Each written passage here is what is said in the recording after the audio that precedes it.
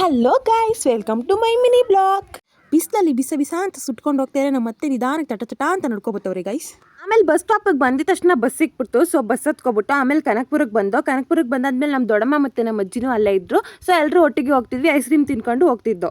So ನೀವೆಲ್ಲ ಕೇಳ್ತಿದ್ವಿ ಅಲ್ಲ ನಿಮ್ದು ಯಾವ ಊರು ಅಂತ. ನಮ್ದು ಬಂದು ಕನಕಪುರ ಹತ್ರ ಸಂತೆಕೊಡಳ್ಳಿ ಗೈಸ್. ಆಮೇಲೆ ಬಸ್ಸಿಂದ ಇಳ್ದೋ ನಾವು ಊರಿಗೆ ಬಂದು ಸುಮಾರು ದಿನ ಆಗೋಗಿತ್ತು, 1.5 ತಿಂಗಳಾಗೋಗಿತ್ತು. ನಮ್ಮ ಅಜ್ಜಿನ ಬೆಂಗಳೂರು ಕರ್ಕೊಂಡು ಹೊಟ್ಟೋಗಿದ್ವಿ. ಊರು ಫುಲ್ಲು ಚೇಂಜ್ ಆಗ್ಬಿಟ್ಟೈತೆ, ರೋಡಲ್ಲಿ ಹಾಕ್ಸ್ಬಿಟ್ಟವ್ರೆ. ನಮ್ಮ ಮನೆ ಹತ್ರ ಬಂದು ನೋಡಿದ್ರೆ ಗಿಡ ಎಲ್ಲ ಕಿತ್ತೋಗ್ಬಿಟ್ಟಿತ್ತು. ಪಾಪ ನಮ್ಮ ಅಜ್ಜಿ ತುಂಬಾನೇ ಫೀಲ್ ಮಾಡ್ಕೋತಿದ್ರು ಗೈಸ್. ಆಮೇಲೆ ನಮ್ಮ ತಾತನ ಗಾಡಿ ಇತ್ತು, ಓಡಿಸಿ ತುಂಬಾ ದಿನ ಆಗಿತ್ತು ಅಂದ್ಬಿಟ್ಟು ಸರಿ ಆಯ್ತು ಒಂದು ರೌಂಡ್ ಎತ್ಕೊಂಡು ಹೋಗೋಣ ಅಂತ ಎತ್ಕೊಂಡು ಹೋಗಿದ್ದೆ. ಮನೆಗೆ ಬಂದೆ, ಮನೇಲಿ ಎಲ್ಲರೂ ಒಂದೊಂದು ಕೆಲಸ ಮಾಡ್ತಿದ್ರು.